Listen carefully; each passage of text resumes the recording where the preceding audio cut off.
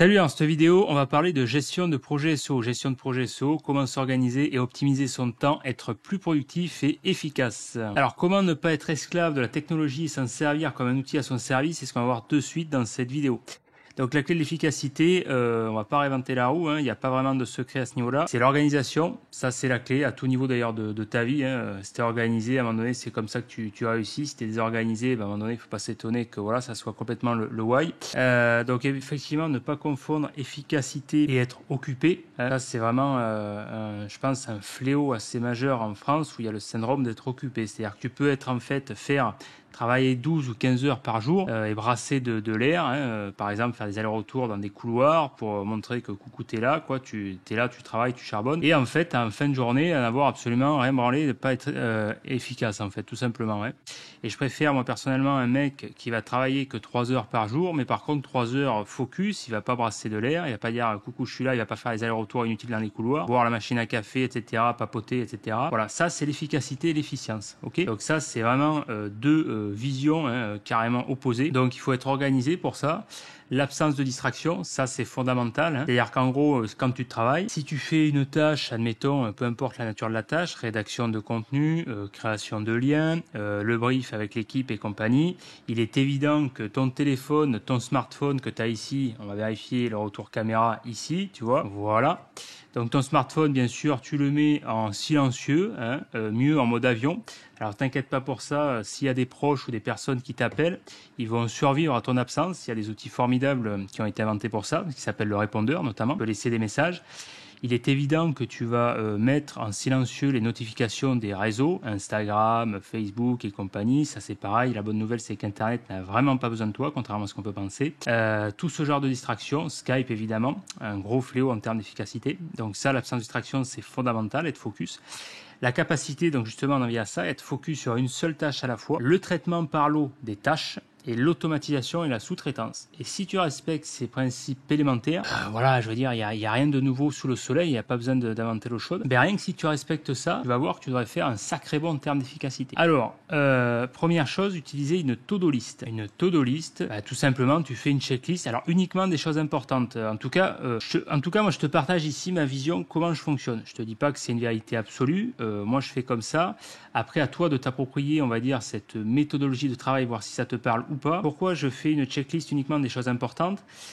Parce que tout simplement pour avoir testé différentes, on va dire, approches, solutions, c'est-à-dire que je dis voilà, ça c'est très, c'est très influencé avec les trucs à la mode, développement personnel, les routines, ma routine du matin en mode bisounours. À 5h du mat, je me lève, je fais ma séance de yoga. À 6h30, je fais ma séance de sport. À 8h, je bois un café et je fais le brief. Et à 10h, j'ai fini ma journée de travail et ensuite, je vais me balader. Bon, ça, c'est un lifestyle vendu en mode bisounours parfait. Bon, dans la vie de tous les jours, la plupart des entrepreneurs et même les entrepreneurs à succès, Warren Buffett et compagnie, n'ont pas besoin de ces pseudo-routines à la con.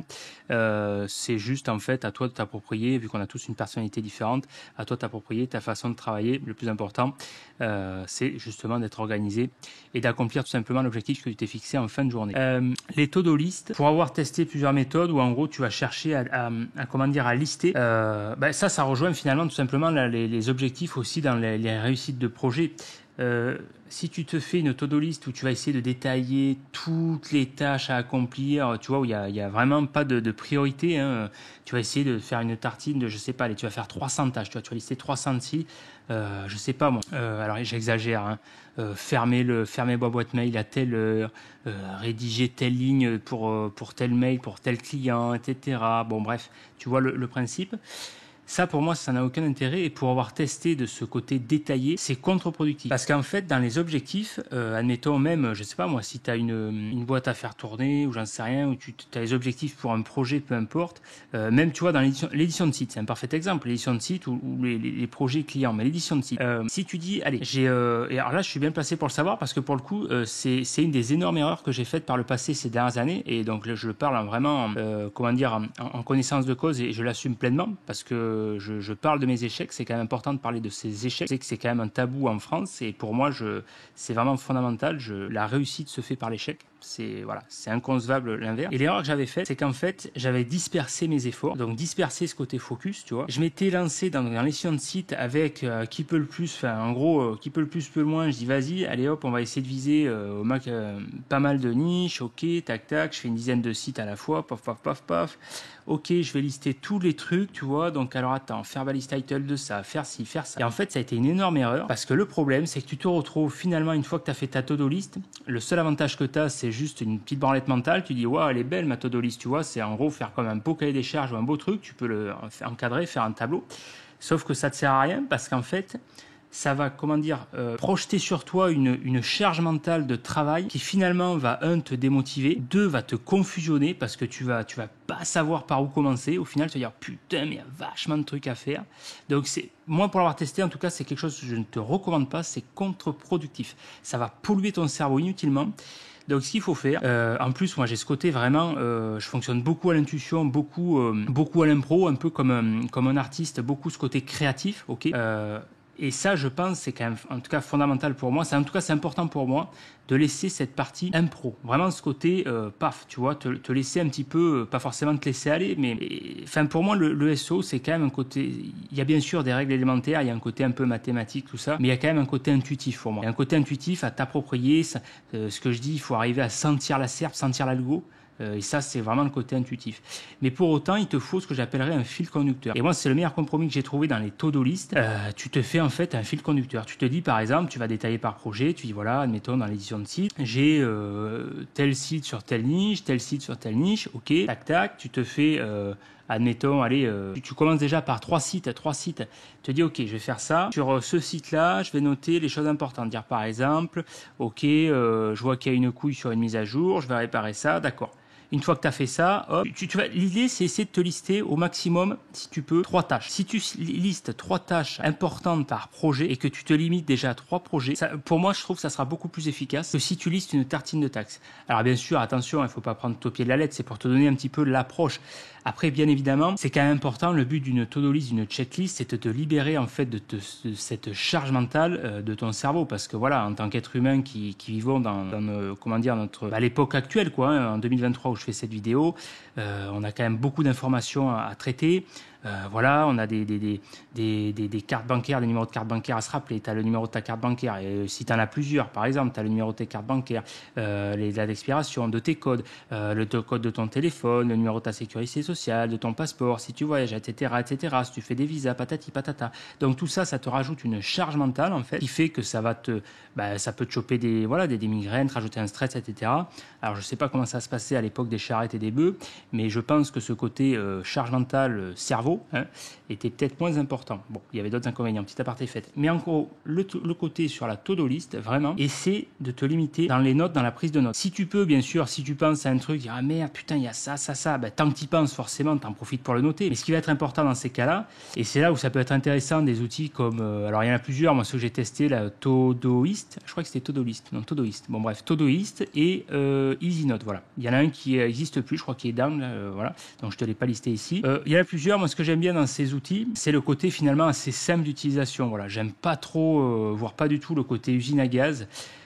C'est contre-productif parce que le seul avantage, c'est de te laisser séduire finalement par une interface avec plein de fonctionnalités. C'est mimi tout plein, tu vas faire ci, tu vas faire ça. Mais ça t'éloigne de ton objectif initial qui est de te faire gagner du temps et de limiter la distraction. Et donc, si tu te fais distraire, happer par ces fonctionnalités usine à gaz, ça perd de l'intérêt.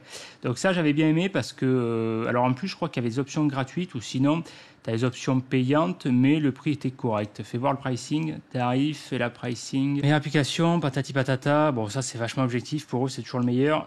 Gratuit. Ouais, tu vois, tu as une option gratuite. Tu vois, 5 projets actifs. Pro, pour les utilisateurs. Ouais, 300. Donc, tu as de quoi faire. Hein, $4, tu vois. Le rapport qualité-prix est très correct. Select package avec Make You Life, nanana. Ok, donc là, on a une belle landing page. Ok. Le CTA ici. Tac, tac. La réassurance. La preuve sociale. Ok. Bien chiadé. Bref. Package for everyone. Tatati tatata. Ah ouais, putain, ça casque plus là, hein. Ils sont pas emmerdés là. Ouais, $29, use one month, user include. Ok, ouais, bon.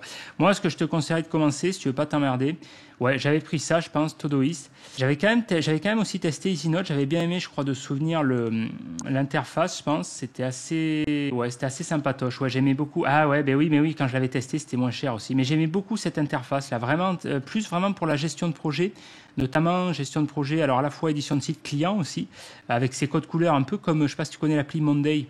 J'aime beaucoup ça, ces codes couleurs, ce côté, voilà. Le planning, ça c'est vrai, ouais. Je l'utilisais, j'aimais beaucoup ça, ouais. Ça, et c'était vraiment les deux applis, et ça aussi. Alors, différent.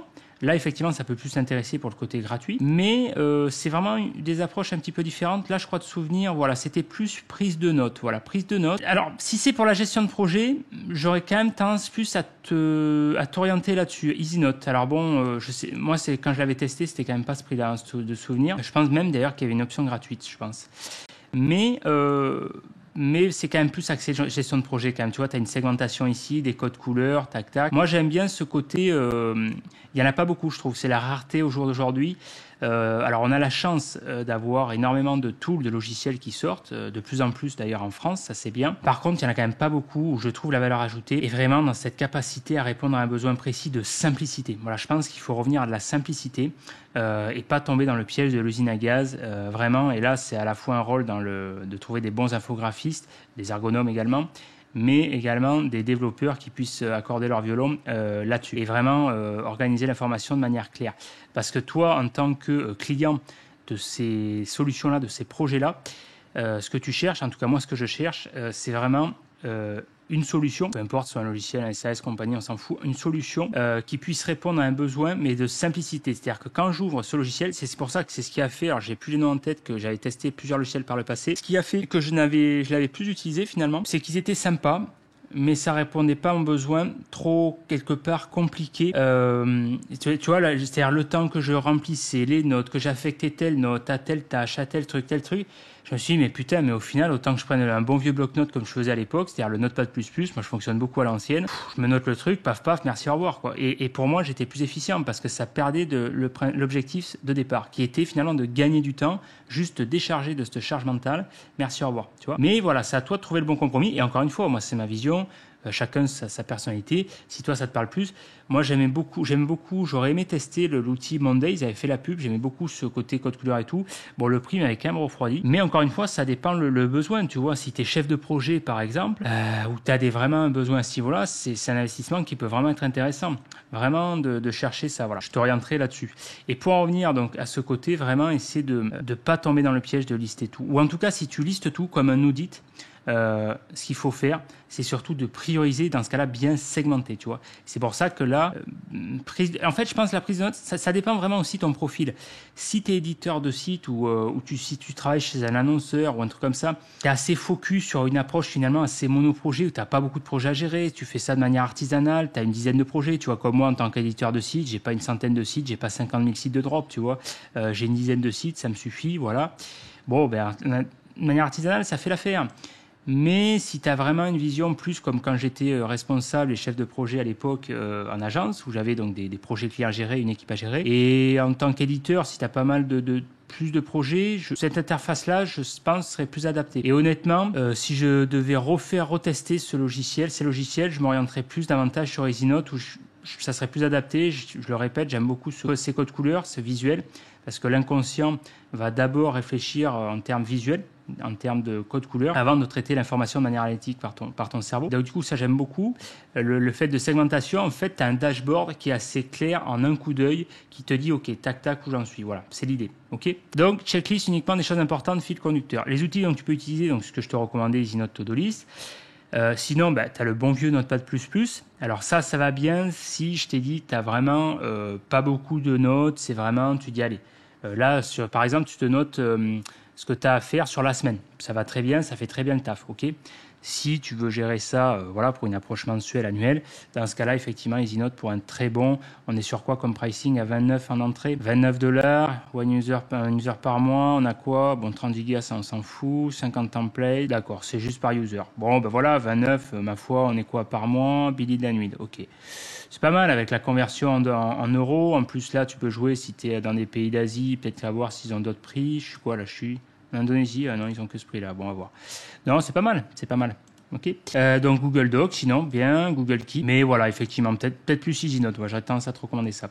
Donc effectivement, ce que je te disais, ne prends pas d'usine à gaz, ça sert à rien. Si c'est de distraire ton attention avec une interface, des fonctionnalités, donc tu n'as pas besoin. Donc voilà, rester simple et focus. Ça, c'est vraiment un principe élémentaire, largement sous-coté en fait. Ok. Ensuite, l'arborescence, c'est la hiérarchisation. Concrètement, alors déjà au niveau des mails, moi ce que je te conseille, c'est pas déjà fait. Alors t'en as qui vont prendre Outlook. Je sais que mon ancien boss à l'agence, il passait beaucoup par Outlook parce qu'il avait fait un examen pour avoir une licence Office ou je sais pas quoi là, pour avoir les licences là sur les outils, la Microsoft Word et compagnie. Et voilà, moi, depuis le début, je suis friand de Thunderbird. Alors, j'imagine qu'il existe d'autres solutions. C'est une solution open source qui me va très bien. J'utilisais d'ailleurs en navigateur également la suite de Mozilla, parce que Thunderbird, pardon, c'est Mozilla. J'utilisais également Firefox. Bon, depuis quelques années, je suis tombé un peu dans le piège d'utiliser Chrome finalement. Mais je garde encore Firefox de temps en temps pour des tests et des besoins précis en SEO ou pour utiliser des macros, etc. Bref, à part tes fêtes. Mais en tout cas, Thunderbird, c'est bien. Ou d'ailleurs, si tu utilises un autre navigateur, tu as Brave et compagnie. Donc Thunderbird, pourquoi? Parce qu'en gros, tout simplement, c'est un logiciel, un agrégateur de boîte mail. Et là, c'est important toujours pareil, d'être organisé. Alors là, je vais pas te faire voir ma boîte mail, où j'ai les clients, pour des raisons évidentes de confidentialité. Mais tu vois le principe, ok? C'est-à-dire que là, tu te fais des dossiers par là, bon là, tu vois, c'est des dossiers, c'est pas par client parce que c'est sur une boîte perso. Mais sinon, tu te fais des dossiers par client. Tu te mets, je sais pas moi, ton client dans l'assurance, ton client dans le secteur auto, etc. Tu vois? Comme ça, l'idée, c'est que déjà, quand tu as un call, quand tu as un téléphone, un rendez-vous avec lui, en un coup d'œil, en 2 minutes, tu cliques sur le nom du dossier et tu vois où ça en est. Alors maintenant, je l'utilise plus parce que ça, j'en avais parlé d'ailleurs sur mon canal Telegram et sur Twitter, peut-être, je sais plus. Il y a une mise à jour là, il n'y a pas si longtemps que ça sur Thunderbird, je vais y arriver, que j'aime beaucoup, qui est en fait comment j'avais dit ça? Hiérarchisation des mails dans l'arborescence, ouais, c'est ça, tu vois. Où là, tac, tu vois, tu peux vraiment retrouver ce fil de discussion, très intéressant, tu vois, avec une indentation des mails comme le code finalement.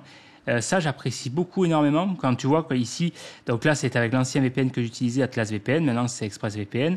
Pour la petite histoire, je leur demandais pourquoi ils n'arrivaient pas à bypass Sysplay. En gros, ils ont fini par faire un aveu d'incompétence et c'est pour ça que je suis passé à ExpressVPN, leur concurrent. Ils sont les seuls à bypass Sysplay. Bref, mais du coup, donc ça j'aime beaucoup pour retrouver le fil de discussion. Et du coup, ça rendait obsolète ce que je faisais avant.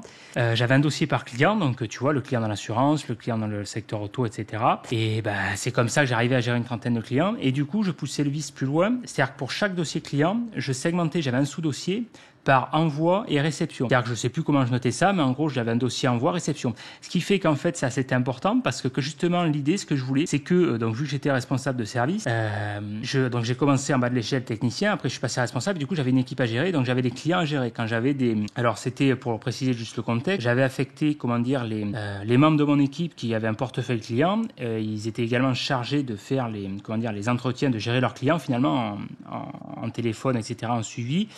Mais pour des besoins, on va dire, pour des gros besoins ou des besoins complexes où il y avait des besoins techniques, où il y avait besoin en web et tout. Enfin bref, pour certains clients, je les gérais également en amont où des fois, ils avaient besoin de parler aux responsables pour des questions, spécifiques et tout. Donc, ce que je voulais faire, c'est quand j'avais au téléphone, vu que j'avais pas que ça à faire, j'avais d'autres trucs à gérer, il fallait que je sois organisé, et il fallait qu'en gros, en 2 minutes, en moins de 2 minutes maximum, le temps qu'ils me disent bonjour, coucou, et que je puisse le balader éventuellement 2 minutes, ou quand c'est comme ça, si tu trouves pas, la fameuse technique, c'est de lui reposer la question, est-ce que tu peux répéter la question, comme ça laisse le temps nécessaire, mais l'idée c'est qu'en 2 minutes maximum, il fallait que je retrouve exactement, soit dans ce qu'il m'avait envoyé là, pour répondre à son mail, s'il y avait une question sur le mail, ou moi dans ce que je lui avais envoyé, pour pouvoir avoir un support, savoir de quoi je parle. Ok ? Et ça, c'était fondamental.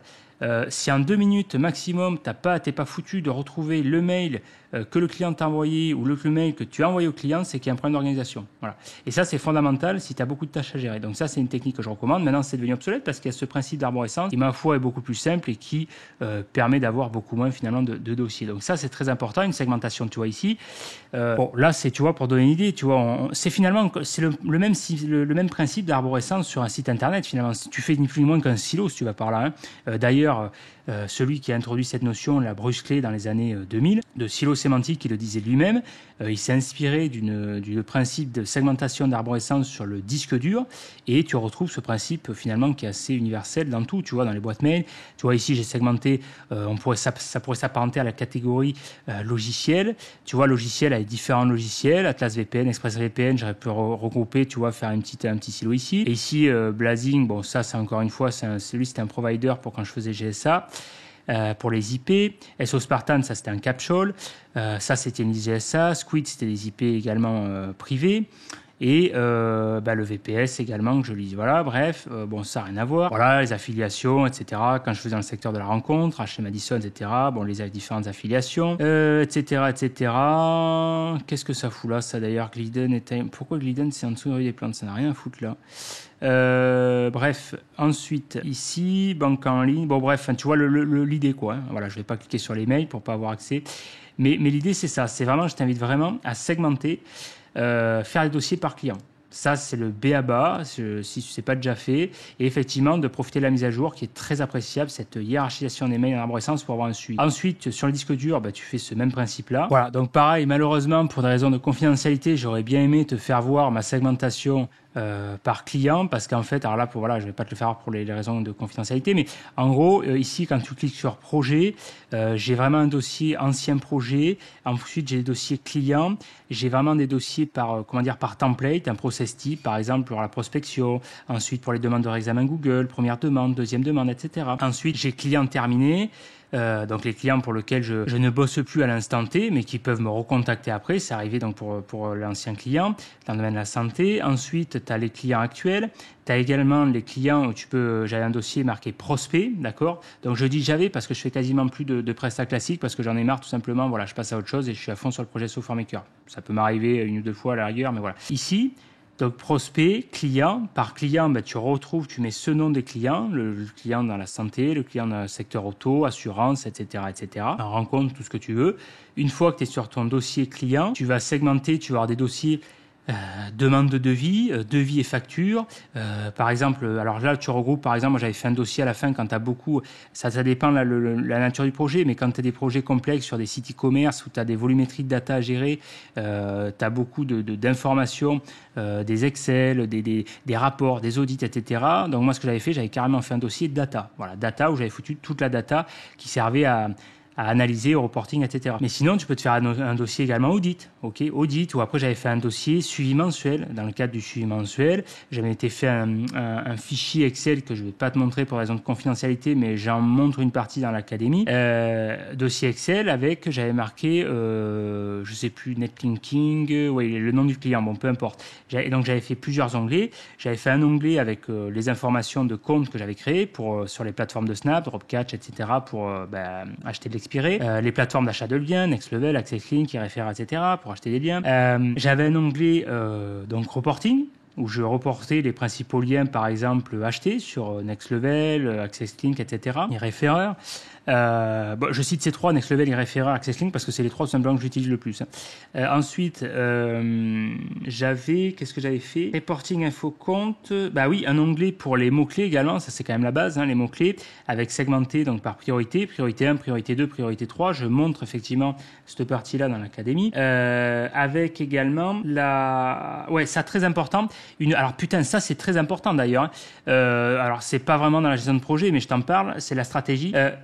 Alors ça j'en parle dans l'académie, c'est vraiment de faire un tableau, voilà c'est ça, c'est faire un tableau de correspondance, le bon vieux tableau de correspondance, d'association de mots-clés à ton URL. Parce que là, tout va partir de là.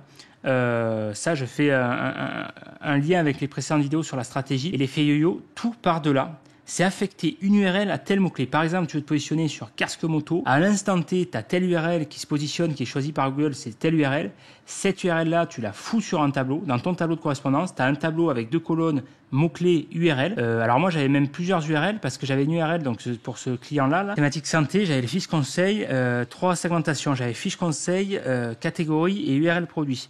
Et en fonction de ta stratégie et en fonction des mots-clés visés, ce que je t'ai expliqué dans la précédente vidéo, tu vas affecter différentes URL. C'est-à-dire que là, c'est la stratégie, on en revient toujours pareil à la base, la stratégie, je le répéterai toujours. Le mot-clé frontal t'affecte une URL de contenu éditorial. Si c'est une autre URL qui se positionne, une URL produit, ça peut arriver parce que Google à l'instant T, il a choisi ton URL produit, ça, faut pas te laisser manipuler par Google, c'est à toi de faire en sorte que tu réaffectes juste sur une URL fiche conseil, contenu, d'accord, contenu. Sinon, tu te feras baiser, tu te feras emmerder par ton URL, je te parie un billet qu'elle se fera sauter la prochaine mise à jour où elle va yoyoter, c'est inévitable. Voilà. Donc ça, sur un mot-clé frontal, mot-clé de tête, URL de contenu, type article de blog, etc., etc. Ok.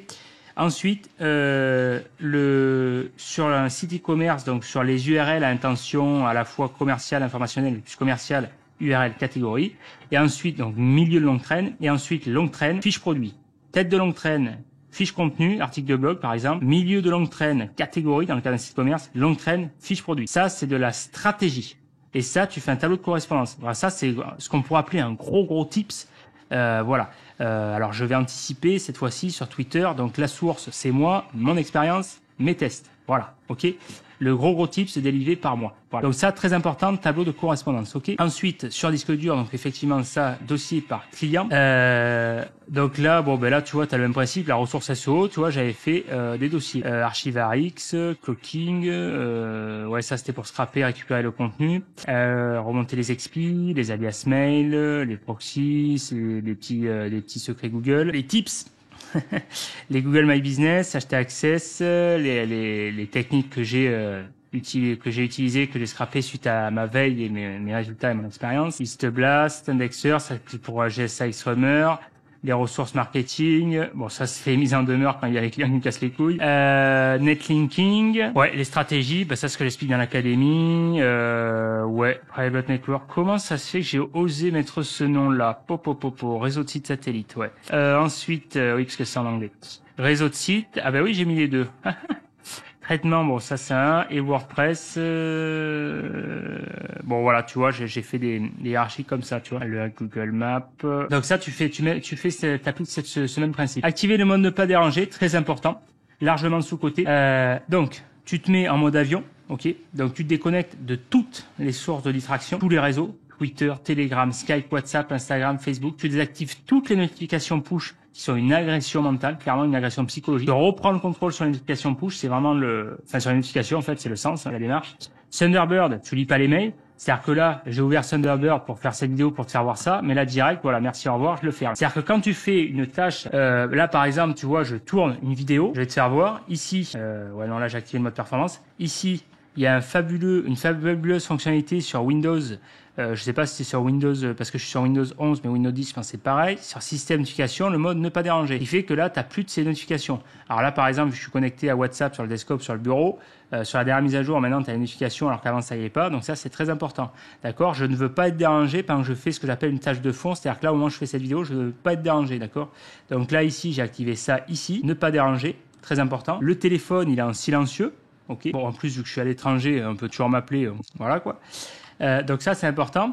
Pareil, les réseaux Twitter, Telegram et compagnie, on peut m'envoyer n'importe quel message et compagnie, je ne répondrai pas pendant que je fais ma tâche. Et une fois que j'ai fini la tâche, et seulement à ce moment-là, dans ce cas-là, une fois que j'ai fini les tâches, ce que j'appelle les tâches de fond, dans ce cas-là, je vois ce qui se passe. Là, par exemple, là au moment où je fais cette vidéo, donc je suis à Bali, on est le matin. Cette vidéo, c'est la première tâche que je commence à faire. J'ai déjeuné, après déjeuner, je fais ce que j'appelle une tâche de fond, je tourne cette vidéo. Avant même de faire toutes les tâches, par exemple, lire les mails. Lire les mails, c'est pas des tâches de fond. Traiter les mails, c'est des tâches superficielles qui ne demandent pas beaucoup de charge mentale à ton cerveau, d'accord? Donc ça, c'est une fois que tu as fait les tâches de fond. Une fois que j'ai tourné les vidéos en série, si j'ai d'autres vidéos à tourner, je vais les enchaîner parce que alors bien sûr, ça, en supposant que je les ai préparées à l'avance, comme là, je l'avais préparé, j'enchaîne les vidéos, d'accord? Si j'ai du montage à faire, je fais du montage. Et une fois que j'ai fini ces tâches de fond qui demandent beaucoup d'attention, d'énergie, d'être focus, d'accord, d'être dans un état de ce qu'on appelle de flow, ok, que les gens appellent le moment présent, etc. Une fois et seulement à ce moment-là que j'ai fini ça, dans ce cas-là, je me rouvre, j'enlève le mode distraction, d'accord, le mode ne pas déranger là, et je vais sur Twitter, Telegram, etc. entretenir la communauté, faire de la veille et compagnie. D'accord? Voilà, ça c'est fondamental. Donc Thunderbird, ne pas lire les mails. Donc là, je ferme Thunderbird. En fait, l'idée, ce qu'il faut bien comprendre, c'est que la technologie soit à ton service et que ça soit pas l'inverse, ça soit pas toi qui sois esclave de la technologie. La technologie, c'est formidable. Tu peux faire des choses formidables, Internet, tout ça, le PC et tout. C'est une interface avec laquelle tu peux interagir. Et c'est grâce à ça qu'on a notre métier au jour d'aujourd'hui. Mais il faut pas tomber dans le piège d'être esclave de ça. Moi, Thunderbird, les mails, je les lis quand je veux. D'accord? C'est pas, je veux pas avoir une agression chaque fois, dire, j'ai tel mail. D'accord? Le téléphone, c'est pareil. J'ai désactivé toutes les notifications sur le téléphone. Insta, Facebook, compagnie. D'ailleurs, j'ai désinstallé l'appli Facebook sur le téléphone. J'ai installé Insta, TikTok pour le business, en fait. Mais sinon, à la base, je ne les aurais pas installés. Et encore, là, j'ai ces applis sur le téléphone, mais j'ai désactivé toutes les notifications. C'est-à-dire, je n'ai aucune notification. C'est seulement quand je décide d'aller sur l'application, sur la plateforme Insta, que je prends connaissance des notifications. Le but, c'est de pas... Parce que sinon, tu vas être agressé en permanence. Ça va focaliser ton attention, ça va détourner ton attention et ça va te générer un stress. Tu vas plus être focus, tu vas être distrait en permanence. Voilà. Et du coup, tu vas pas être productif. Donc, en gros, tu as le choix entre créer du contenu ou consommer du contenu. Voilà, faut voir ce que tu fais. Donc ça, c'est important. Ensuite, mettre toutes les notifications en silencieux sur le téléphone. Donc ça, effectivement, mieux activer le mode avion. Sur le PC, activer le mode ne pas déranger. Pour le téléphone, effectivement, il y a un outil formidable qui a été inventé, c'est le répondeur. Pour les mails, il y a un outil formidable également, la boîte de réception. Moi, je sais que je me suis beaucoup pris la tête par le passé avec ma famille. Moi, je me rappelle, par exemple, mon oncle qui cherchait à me contacter parce qu'en fait, les personnes te contactent quand elles sont disponibles. Mais part du principe que quand elles sont disponibles, elles présupposent que toi, tu dois l'être. Ce n'est rarement le cas parce que chacun a une vie. On n'est pas là à attendre... tu vois, on n'est pas là à attendre sur le téléphone que Tartampion t'appelle. Tu vois, on a quand même ce qu'on appelle une vie à mener. Hein. Et donc, du coup, pour ça, il répondait. Il s'étonnait que au moment où il était disponible, au moment où il m'appelait, je ne répondais pas. Voilà. Et donc ça, effectivement, ça fait l'objet de nombreuses discussions pour faire comprendre qu'effectivement, je ne suis pas toujours avec mon téléphone, voilà, parce que tu peux être en rendez-vous également client, ça arrive quand tu travailles, effectivement. Quand tu peux être en rendez-vous client, tu peux faire tourner une vidéo, enfin, tu peux travailler, tu peux également prendre du plaisir, être à une séance de cinéma, voilà, enfin, vivre tout simplement, en fait. Voilà. Et donc ça, c'est quand même important de faire comprendre aux autres que ton temps est important, voilà. Ok.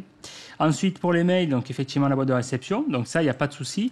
Moi, je l'ai expérimenté par le passé. Quand j'étais à l'agence, il y avait une centaine de mails qui s'accumulaient. Le lendemain, je les traitais et j'arrivais à les traiter en 1 heure. C'était pas un problème. Voilà, d'accord. Parce que ensuite, les mails, il y a mail et mail. Les 3/4 des mails, déjà à l'ère du spam. Même si Gmail a un très bon anti-spam, ça c'est vrai que c'est une super boîte mail pour ça. Mais sinon, la plupart des boîtes mail, alors sinon tu peux te mettre des espèces de pare-feu de mail, là, comment ça s'appelle, Blackmail ou je sais pas quoi là, ils utilisent à l'agence là. C'est vrai que j'hésitais à le mettre, c'est très tentant, peut-être d'ailleurs, où en gros ça te permet de filtrer.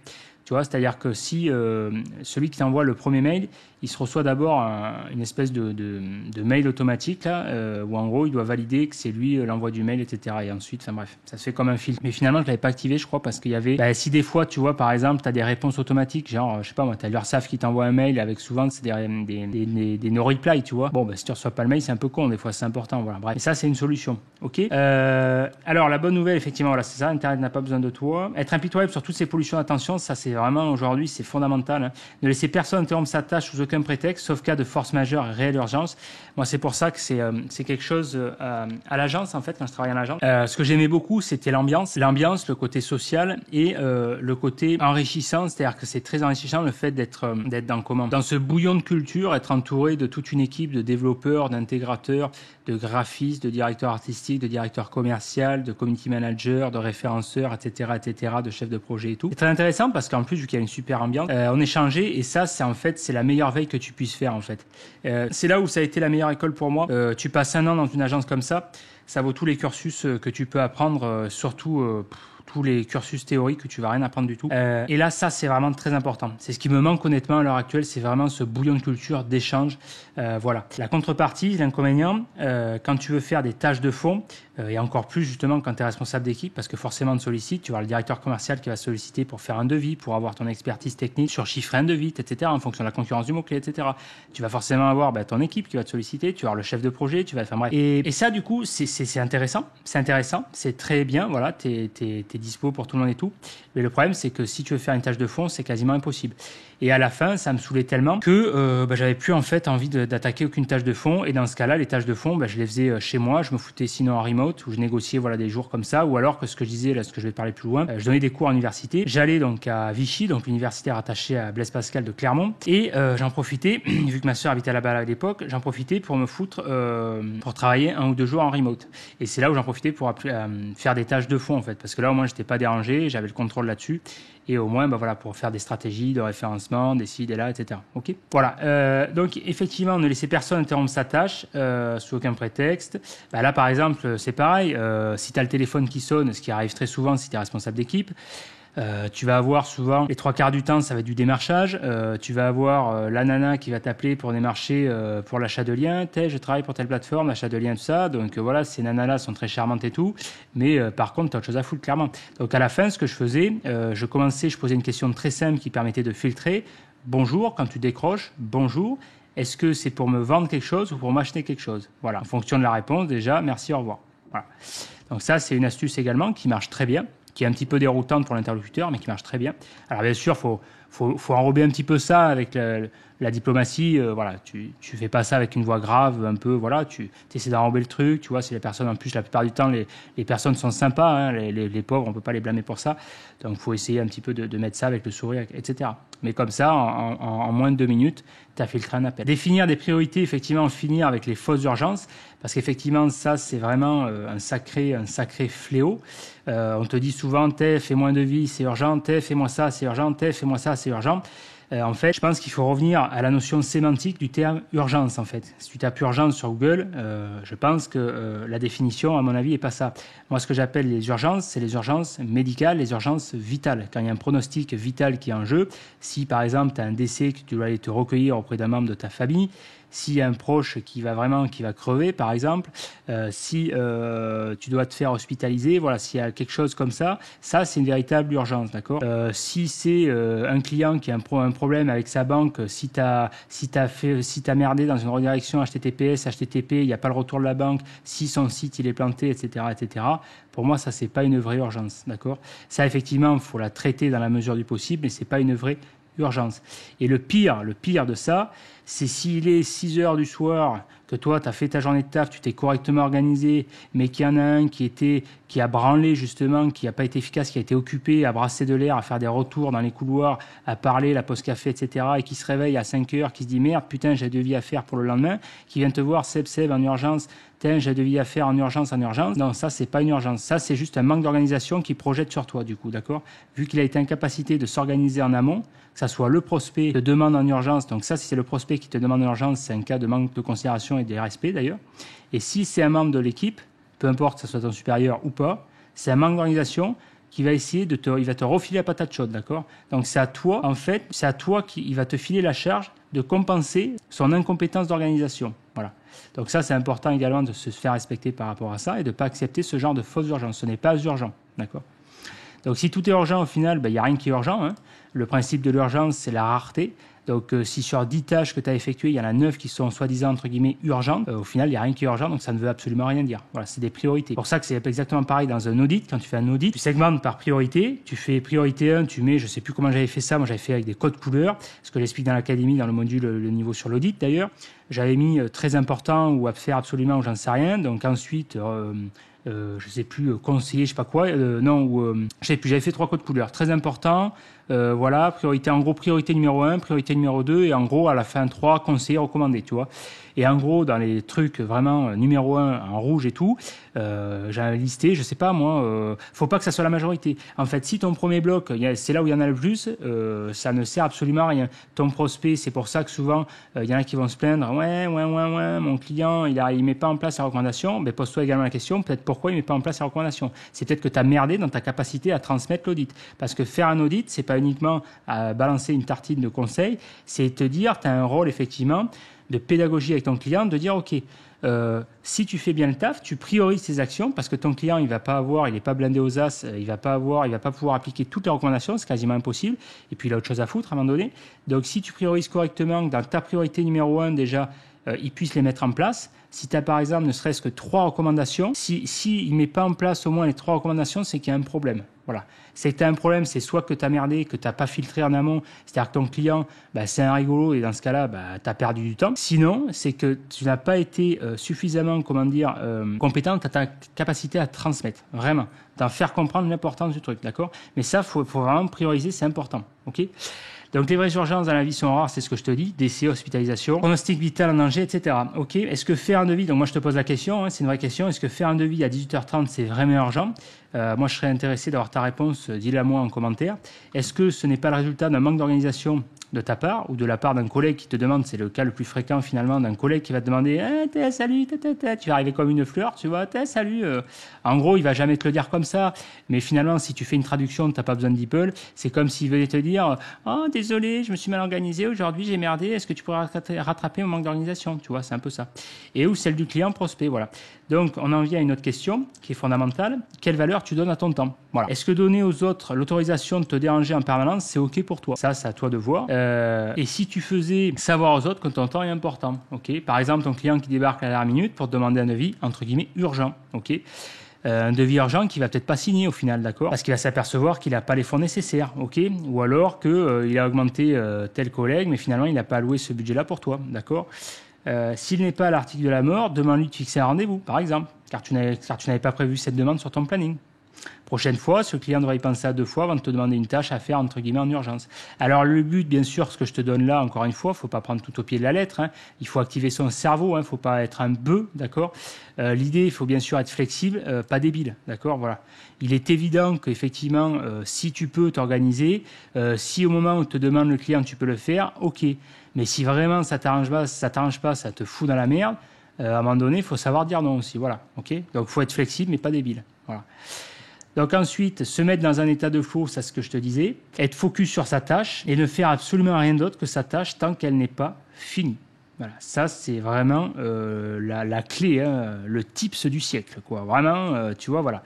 Alors si tu vois un thread, il y aura peut-être sûrement un thread Twitter là-dessus avec 30 tweets pour expliquer ça, avec des RT, des commentaires et compagnie. Mais moi je te le délivre comme ça en une phrase simple, voilà, simplement. Donc faire tâche par tâche, une tâche à la fois, ça c'est fondamental. Ne pas chercher à faire plusieurs tâches à la fois. Là tu vois, je fais la vidéo, je tourne la vidéo, je fais que ça, d'accord. Une fois que je vais faire monter la vidéo sur DaVinci, je vais faire que ça. Voilà, ok. Si tu rédiges un contenu, tu rédiges qu'un contenu, d'accord. Tu mets pas. Alors là, tu vois, un exemple qui me vient. Tu vois. À l'époque en agence, j'ai commencé sur un mono-écran, un écran. Et après, je suis passé sur le double écran. On m'a proposé le double écran. TSF, est-ce que tu vois le double écran? Bon, je voyais tous les responsables avec le double écran. J'ai dit banco, quoi. Effectivement, c'est super tentant et c'est un confort quelque part, c'est vachement bien.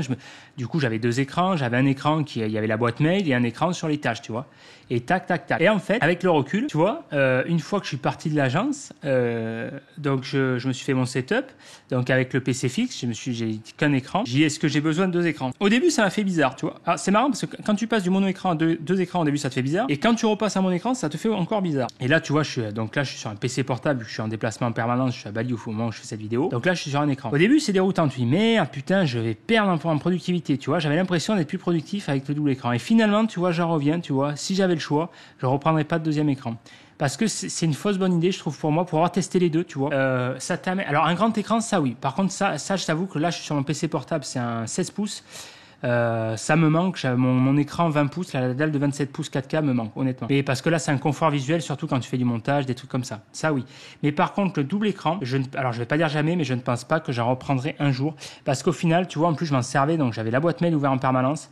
Et ça, finalement, c'est un tue productivité parce que tu te dis, c'est la fausse bonne idée, tu te dis, putain, j'ai 2 écrans, j'ai un écran pour la boîte mail, un écran tout ça. Donc ça veut dire que si j'ai un mail, je peux répondre, je vois ça, les mails, je peux répondre, je peux faire la tâche en même temps et non.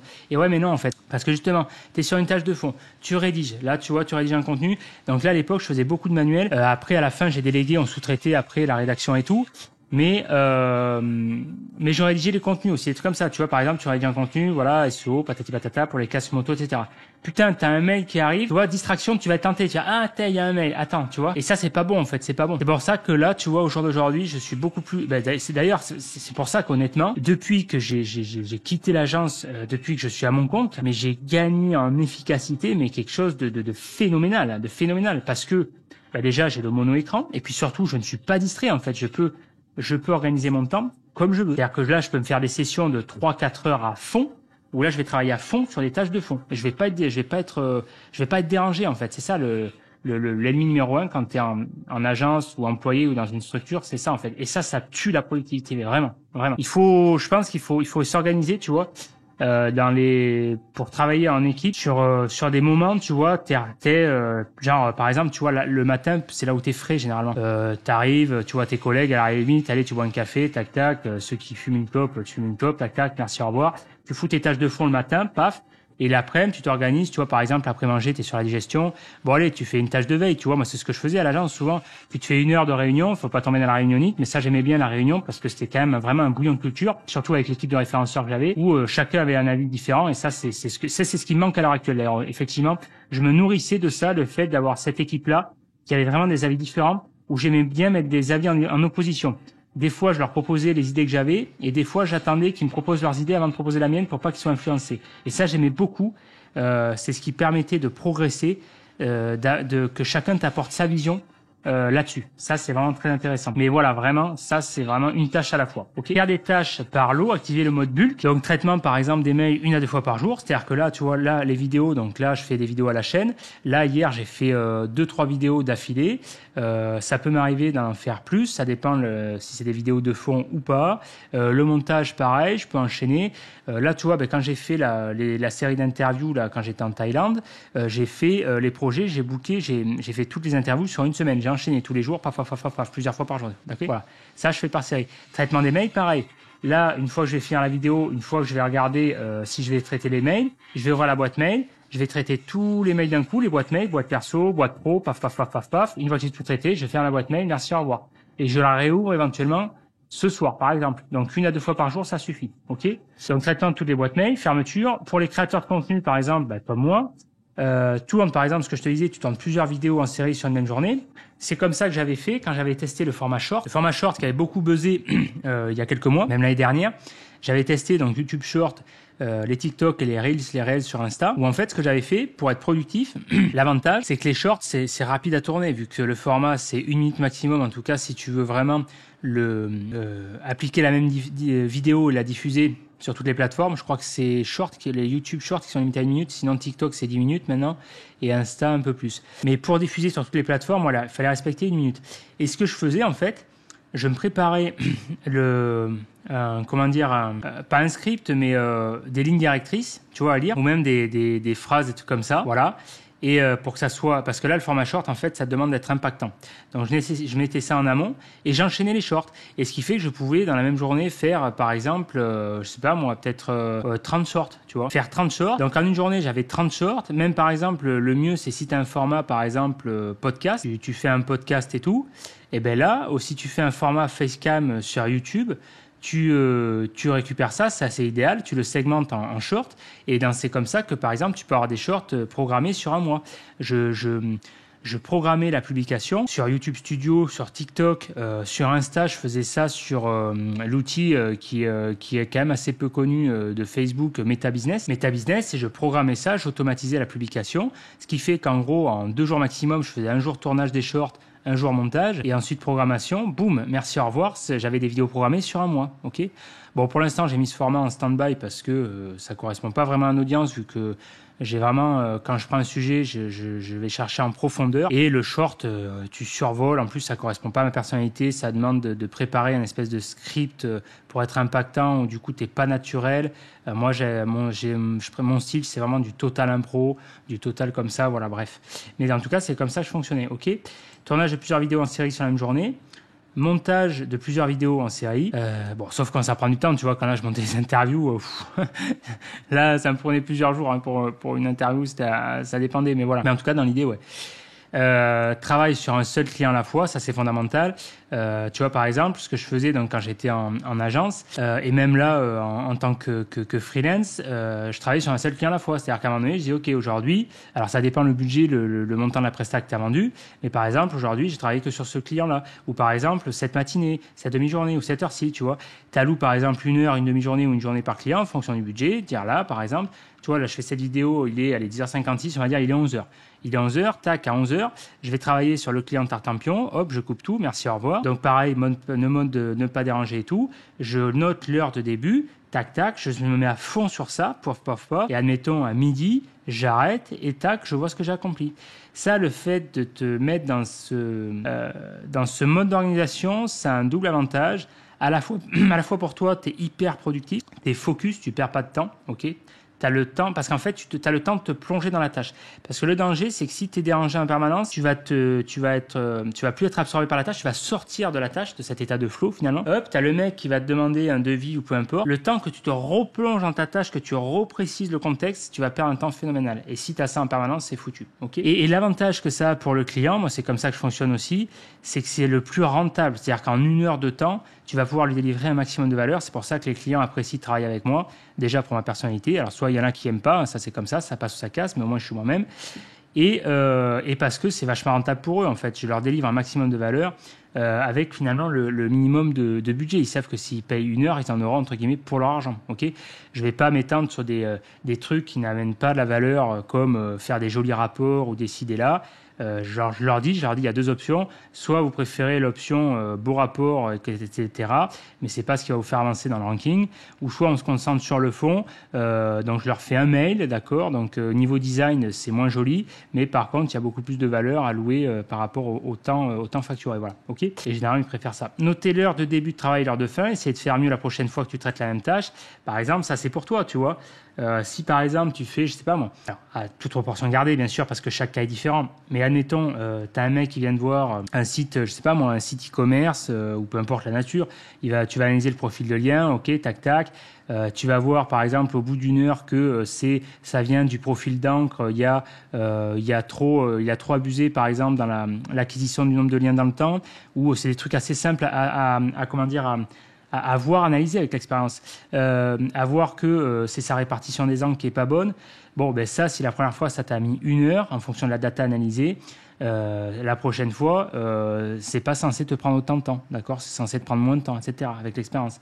Après, voilà, ça dépend de la nature du site, bien sûr. Si c'est Leroy Merlin qui te contacte, il est évident que tu risques de passer beaucoup plus de temps que si c'est le petit site e-commerce du coin. Voilà. Mais bon, après, c'est de la jugeote. Hein. Ensuite, enchaîner les reporting en série. Pareil, moi, ce que je faisais quand j'étais en agence, tous les débuts du mois, je faisais les reportings. C'était les reportings pour le suivi client. Dire voilà, tel mois, c'était ce mois-ci, voilà ce qu'on a fait en action, etc., etc. Bon, ça, c'est vraiment clairement la partie que je détestais le plus. C'est une tâche que j'estime abrutissante, qui n'a absolument aucune valeur ajoutée et qu'on a cherché à automatiser par la suite parce que, en fait, voilà, je vais te l'expliquer après. Les premiers jours du mois, donc je faisais uniquement ça, du reporting pour tous les clients. Donc des fois, en fait, ce qui se passait, c'est qu'au début, vu que j'avais pas beaucoup de clients, 5, 6, 10 clients en une journée, c'était fait. Et à la fin, donc je vais te en parler après, j'avais une trentaine de clients. Et à la fin, c'est pour ça que j'ai fini par péter un câble. J'ai dit, il va falloir que je recrute, prendre un mec pour déléguer parce que ça devenait ingérable.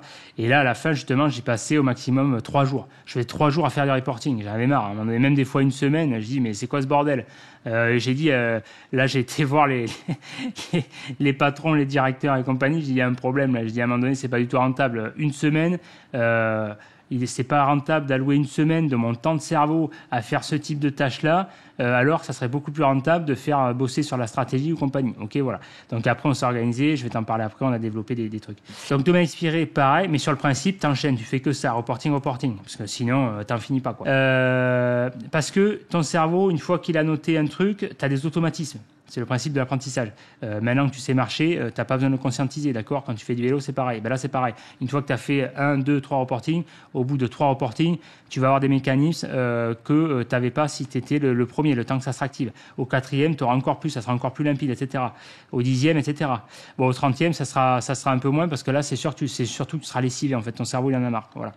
Ensuite, domaine expiré. Donc là, on a un petit peu comme une courbe de Gauss, quoi. Domaine expiré, achat de non-domaine expiré par lot le même jour, c'est pareil. Quand j'ai acheté les expirés, parce que j'en achète beaucoup moins aujourd'hui, parce que comme je t'ai dit, moi, ça fait 15 ans que je travaille dans le domaine, je commence à en avoir un peu marre, hein, j'ai fait le tour du sujet. Achat, j'ai acheté les non-domaines expirés par lot. Donc, sur une même journée, je peux en acheter, j'en sais rien, des fois, peut-être 10, 20, etc. Ça dépend. Voilà. Bon, après, c'est l'histoire de proportion. Moi, à mon niveau, c'est pas grand-chose, hein. Vu que je suis tout seul, voilà. Je sais qu'il y a des agences, voilà, comme Corleone, par exemple, Corleone Biz, ou comment il s'appelle, LG, là, Olivier, avec son agence, pense, c'est des gros consommateurs d'expirés. Ils vont acheter beaucoup plus que moi. Olivier aussi, même Paul Sanchez, ils vont en acheter, j'en sais rien, je ne vais pas dire de conneries, mais peut-être ils peuvent en acheter une centaine à la journée, ils en achètent à l'appel. Mais par contre, ils appliquent ce principe, voilà, tu scales, nom de domaine expiré par l'eau. Bon, même si après, le plus de temps, c'est à les filtrer finalement. Remontage d'expi par l'eau le même jour, ça c'est ce que je faisais aussi. Je pouvais en remonter dans la même journée, pareil, une dizaine, ceux que j'avais achetés, enfin bref, voilà. Ensuite, si tu as un minimum de budget d'expérience, tu sous-traites voilà, toutes les tâches à faible valeur ajoutée. Par exemple, le contenu et le linking. Parce que le référencement, c'est quoi? C'est du contenu et c'est du linking. Ok, bon, tu as la stratégie, etc., etc. Mais en gros, c'est du contenu et des liens. Donc ça, c'est bien. Mais c'est des tâches chronophages qui sont abrutissantes. Attention, quand je dis ça, le but, c'est pas de dévaloriser ceux qui sont rédacteurs web ou tout ça. C'est pas ça le but. Moi, je suis passé par là. La rédaction web, je dis pas que c'est voilà, il n'y a pas de saut métier. Mais ce que je veux dire par là, c'est que c'est des tâches à un moment donné. C'est pas là où tu vas pouvoir faire vraiment la différence dans le ranking en fait. La valeur ajoutée pour moi, la vraie valeur ajoutée, elle est dans la stratégie, vraiment. T'as beau rédiger 300 contenus et faire 300 liens, si t'as pas de stratégie, t'arriveras jamais en première position. Voilà, c'est la stratégie. L'idée, c'est le temps de cerveau en fait, ok. L'expérience, ce que tu vends en fait quand tu vends 15 ans d'expérience en SEO, tu vends pas du contenu, tu vends pas des liens. Tu vends de l'expérience et tu vends justement du savoir-faire, de la stratégie que tu as acquérie au fil du temps. D'accord? C'est ta capacité. Quand tu vends, je sais pas moi, tu vends un mec qui va te percer un trou dans un mur, il te vend pas une perceuse à un coup. Il te vend sa capacité à percer le trou dans le mur au bon endroit, au bon moment, etc. D'accord? C'est ça que tu achètes. Quand tu vas chercher un plombier ou un mec, un serrurier en urgence, tu vas pas chercher un mec et tu vas pas payer pour défoncer ta serrure, d'accord? Tu vas payer un savoir-faire. Bon, ben ça, c'est pareil. Là, ici, c'est le même principe. Donc ici, la valeur ajoutée, elle réside dans la stratégie. Tu définis par exemple un template, un processus scalable. En fait, c'est le principe des cahiers des charges. Quand tu es chef de projet, voilà, le cahier des charges est ton ami. Et ensuite, tu le sous-traites, ça, d'accord? Au début, où effectivement, tu dois quand même faire, moi, c'est ce que je conseille, tu dois faire ces tâches abrutissantes pour apprendre, c'est nécessaire, pour que tu comprennes. Il faut passer par là, en fait, pour t'approprier ces techniques-là, de contenu, de linking, etc. Parce que moi, je t'ai dit, putain, je faisais tout en manuel à l'époque, des liens, ce qu'on appelle maintenant le ninja linking, le contenu. J'en ai fait, mon pauvre, une overdose. J'en ai fait un nombre indécent, mais c'est ce qui m'a permis justement de m'approprier cette méthodologie-là. Bon, ben à force, au début, c'est nécessaire, c'est même indispensable pour moi, mais au bout d'un moment, une fois que tu as intégré ça, c'est recommandé, c'est nécessaire de passer à autre chose, en fait, de t'organiser différemment.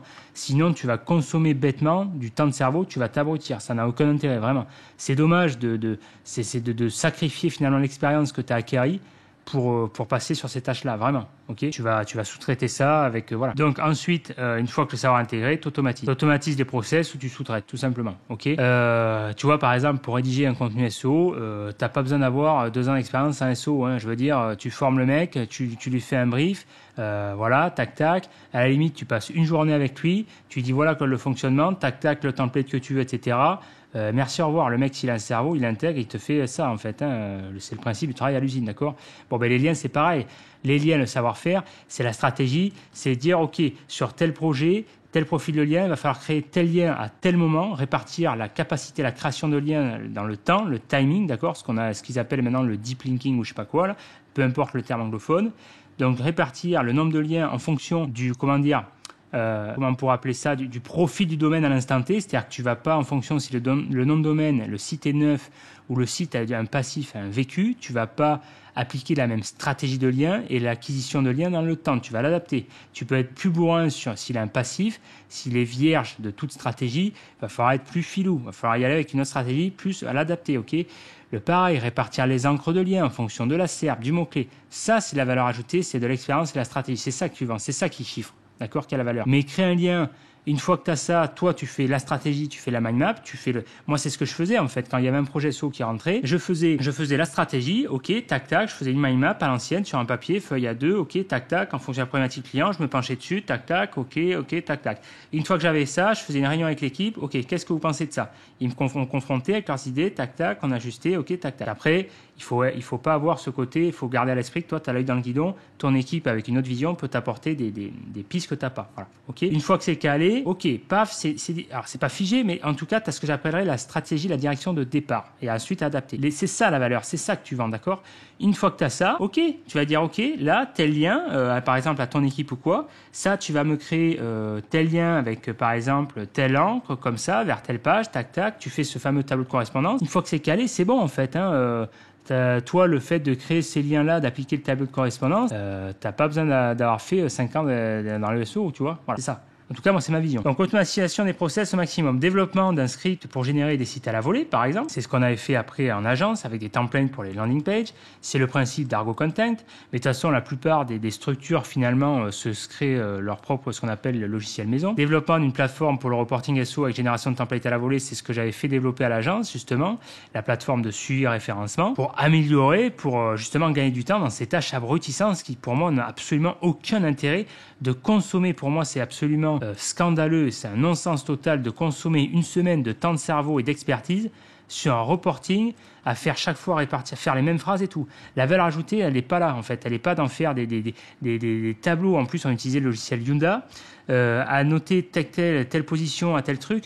Non, tu as les logiciels pour ça, tu as les robots, tu as les logiciels. Les robots sont faits pour ça, pour faire ces tâches comme ça, automatiques. Même toi, la valeur ajoutée en tant que consultant SEO, c'est d'interpréter la data, d'accord? Interpréter la donnée. Dire, OK, par rapport à ça, il se passe ça, le travail qu'on a fait, etc. Et bien sûr, d'avoir justement un truc de reporting avec ce que tu as fait, OK? Mais toute la data que tu peux intégrer, que tu n'as pas besoin, qu'un logiciel peut faire, tu n'as pas à la faire, vraiment. Okay. Moi, si honnêtement, si j'avais un employé que j'apprenais, qui avait par exemple 5 ans d'expérience dans le SEO, qui passait une semaine à faire des putains de reporting, j'aurais envie de le virer, quoi. C'est scandaleux pour moi. Enfin, vraiment, c'est scandaleux, c'est un non-sens. Donc, ça, c'est pour moi, c'est ne pas savoir exploiter. Alors, j'aime pas ce terme parce qu'exploiter, c'est souvent pas associé à des bons trucs, mais dans le bon sens du terme, exploiter les compétences de la personne, de mettre les services de la personne à la fois pour le service, toi en tant qu'entrepreneur de ton entreprise, mais à la fois pour son propre épanouissement. Parce que moi, je te garantis qu'en tant qu'employé, pour avoir fait une semaine des reportings, ça te dégoûte, vraiment, c'est à gerber. Tu te dis, mais qu'est-ce que je fous là, quoi, vraiment, ok? Donc ça, faut penser à la fois l'intérêt pour toi en tant qu'entrepreneur, mais toi pour ton employé également, ok? Voilà.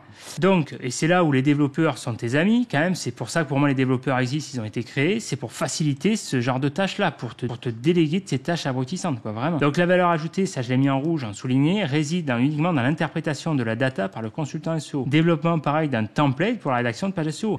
Pour rédiger une page SEO, un template, ça te prend pas une journée, ça rédige un template. Hein. Tu te fais un template, la balise title, c'est ça. Enfin, on va mettre de côté le technique, le contenu. Tu te fais un template, par exemple, moi ce que j'avais fait pour les pages que je t'ai fait voir là pour l'agence de com, le H1 avec tel mot-clé ici, un H2 ici, par exemple sur les références de notre agence, H2. Là, tata, un titre H3. Là, on va décrire la ville. Par exemple, pour les villes Montpellier, description de la ville. Tac, ici, là. Tac, tac. Ça te prend quoi? Ça te prend, allez, j'en sais rien, même pas 5 minutes. Allez, 5 minutes, allez, on va dire, allez. On fait ça bien, un petit schéma, allez, 30 minutes à tout péter, quoi. T'envoies ça, merci, au revoir, ok? Et là, la valeur ajoutée, elle est quoi? Elle est dans ta capacité à faire un template cohérent qui va produire le résultat escompté pour le ranking. Elle est là, la valeur ajoutée. Le mec qui applique le template, il n'a pas besoin d'une expertise de fou, d'accord? Voilà. Donc, développement d'un logiciel sur mesure de suivi analyse du profil de lien par client et site client. Ça, c'est ce qu'on avait développé à l'agence. Alors, ça, justement, parce qu'on avait ce qu'on avait fait. Donc, je donnais des cours à l'université pour resituer le contexte. Et en fait, donc les mecs, c'était des master SIP, donc stratégie internet, pilotage de projet d'entreprise. Ils avaient un profil vraiment, donc à la base, c'était fait pour déboucher sur des postes de chef de projet. Donc ils avaient ce profil-là, gestion de projet, mais ils avaient également un profil technique. Et moi, l'inconvénient, c'est vrai que j'ai jamais eu une compétence technique de fou. J'ai pas un profil dev à la base, d'accord. Moi, c'est la stratégie.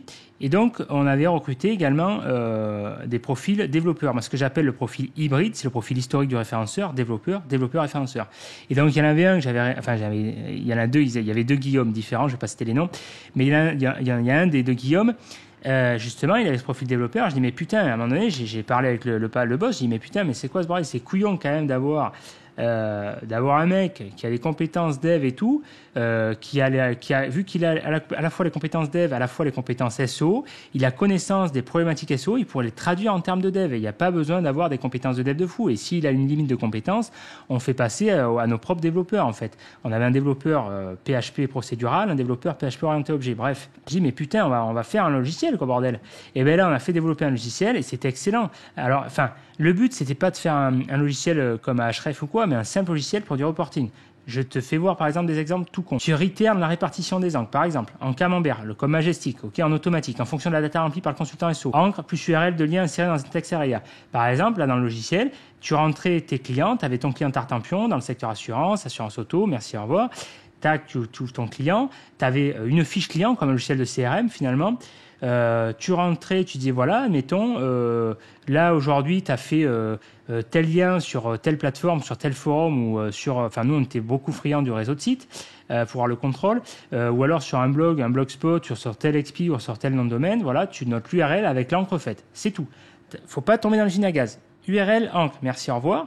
Et à la fin du mois, il te recrachait, tu avais un graphique comme Majestic qui te recrachait la répartition des encres que tu avais fait pour le site de ton client en fonction des URL et des encres. Et ça te permettait d'adapter ta stratégie en permanence, tu vois. Mais ça, pour moi, ça avait énormément de valeur. C'est un truc, ça te permettait d'avoir le dashboard, dire OK, où t'en étais en fonction de ces résultats de ranking, de voir ça. Mais ça, c'est de la bombe atomique, ça pour moi. Ça, c'est vraiment en tant que SEO, quand tu as un simple logiciel comme ça, si tu sais interpréter correctement la data et si t'en servir, mais c'est de la bombe, vraiment. Ça, on va dire que c'est un gros tips lâché par moi, source, moi, mes expériences. Voilà, ok. Ensuite, pas besoin de faire une usine à gaz ici. Voilà, juste un reporting efficient. On n'est pas là pour des vacheries. Voilà. Tu vois, un exemple concret. Ensuite, tu es responsable, tu as une équipe à gérer. Tu prépares tes réunions à l'avance, par exemple. D'accord.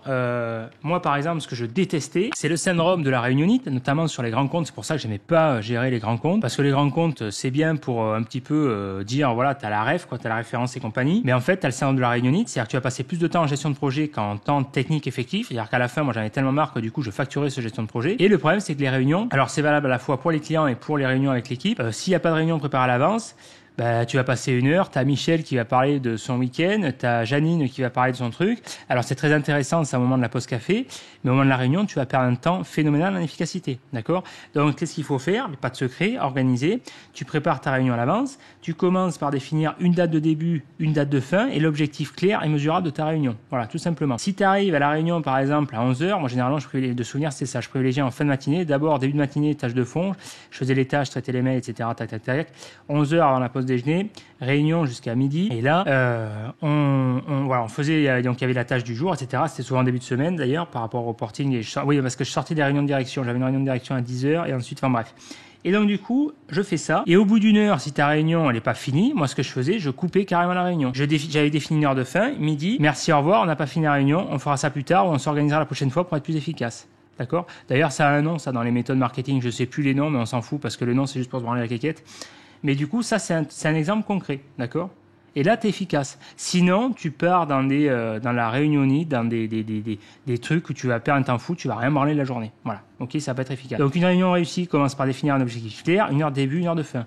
Il y avait des rendez-vous, moi, que je faisais pour des clients, je détestais ça, où on pouvait passer 3 heures de rendez-vous. Sur les 3 heures de rendez-vous, on devait aborder 20 minutes de réunion réelle pour le projet. Je détestais, ça, pour moi, c'était une perte de temps et je déteste perdre mon temps. Voilà. Donc ça, c'est un conseil que je te donne.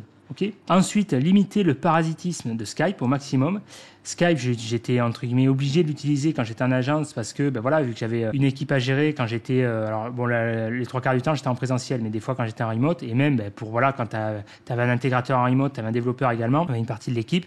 Donc Skype, c'est quasiment indispensable pour éviter des retours couloirs aussi des fois. Enfin voilà. Mais par contre, Skype, c'est un tue productivité phénoménal et c'est pour ça que depuis que je suis à mon compte, j'utilise quasiment plus pour des besoins précis. Tu vois, des fois quand je dois échanger avec Next Level, avec la team, je me branche sur Skype, je vois s'ils sont dispo.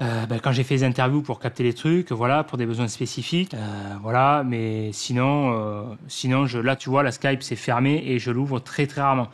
Des fois, je l'ouvre 1 fois par jour et des fois, même pas du tout. Je l'ouvre 1 fois peut-être par semaine, j'en sais rien, et encore même pas. C'est parce que souvent, j'avais été invité d'ailleurs dans des groupes Skype sur le SO, ça se fait beaucoup. Mais le problème, c'est que c'est le PMU, c'est le troquet du coin, quoi. Alors les gens sont très sympas, hein, mais pour moi, c'est un tue productivité, quoi, vraiment. Donc voilà, ça c'est un conseil que je te donne, de limiter le parasitisme sur Skype, vraiment. Je suis très peu sur Skype, voilà, gouffre d'attention et tue productivité énorme. Tu dois faire un brief avec ton équipe.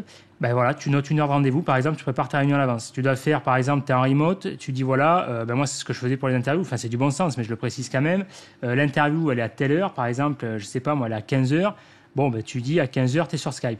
À 15h, moi, je laissais une demi-heure de marge. Si à 15h30, la personne, elle n'est pas là, moi, j'estime que c'est irrespectueux par rapport à moi. J'ai pas que ça à foutre, hein, d'accord? J'ai un planning à tenir. 15h30, le rendez-vous est annulé. Merci, au revoir. OK?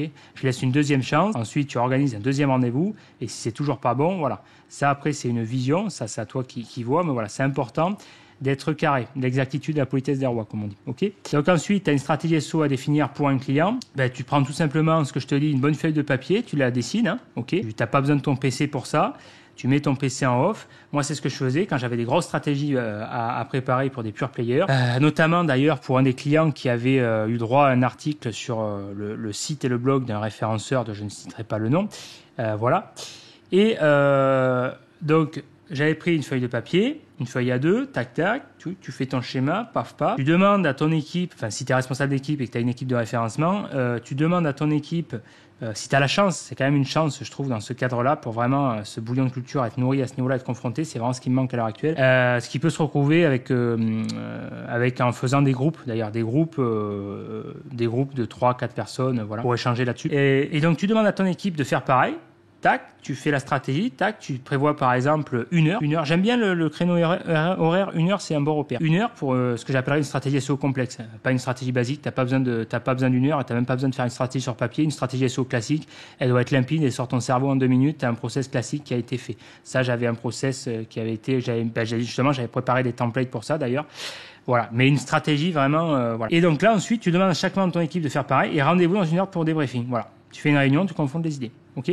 Donc, c'est l'exemple de ce processus que j'ai réussi, par exemple, à gérer une trentaine de clients moi tout seul.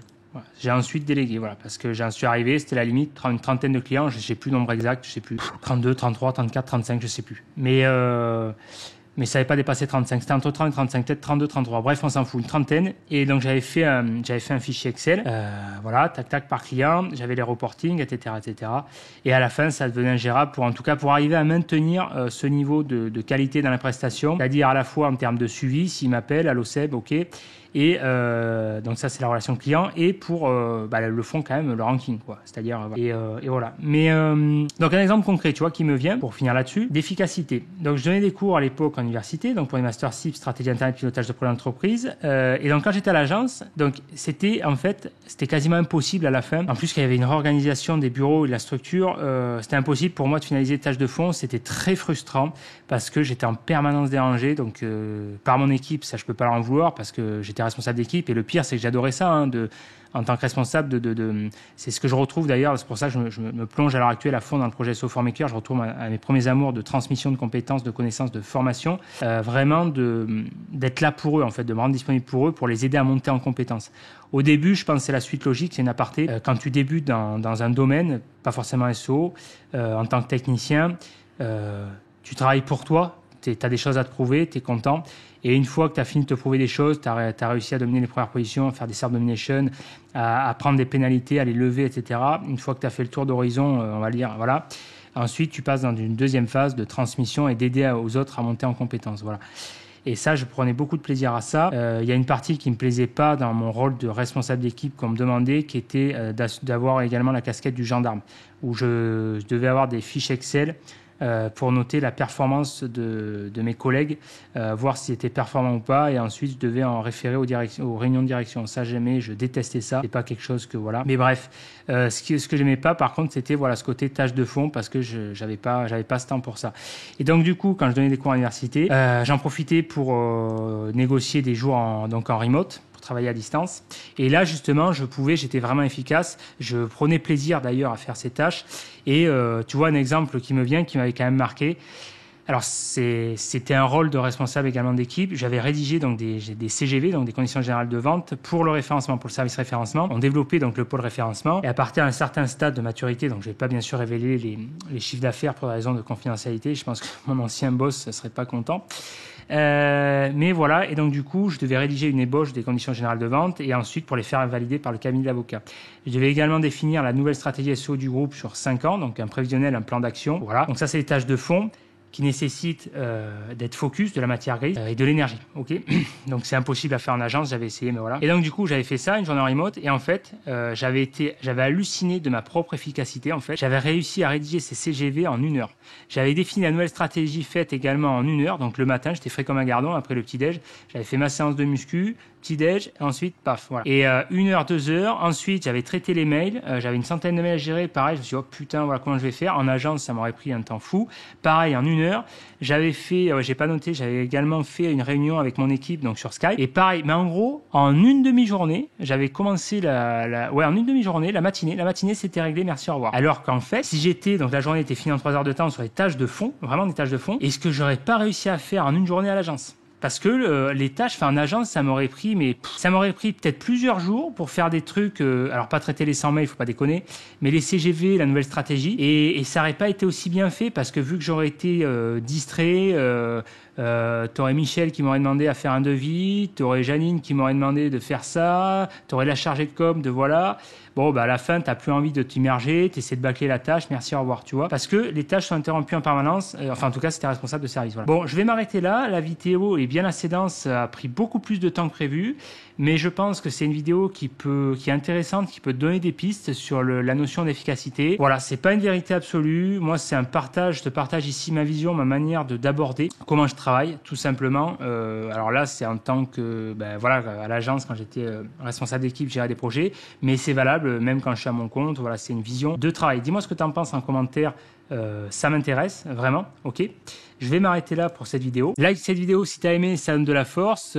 Dis-moi en commentaire ce que tu as pensé. Fais-moi part également de ta stratégie, si tu as des conseils à partager pour être plus efficace, être plus productif tout simplement. Abonne-toi à la chaîne si ce n'est pas déjà fait pour être tenu informé des prochaines vidéos. Si tu souhaites profiter de bons plans, de tips, je t'invite tout simplement à rejoindre mon canal Telegram. C'est là où je suis le plus actif en ce moment et je vraiment délivre tout simplement des conseils, tout ce que je peux pas vraiment dire en public sur mon canal. Si tu souhaites gagner du temps, de l'argent, je t'invite tout simplement à rejoindre l'Académie SEO ForMaker. C'est le programme francophone le plus complet à l'heure actuelle sur le marché. C'est un programme étape par étape pour dominer Google et tes concurrents.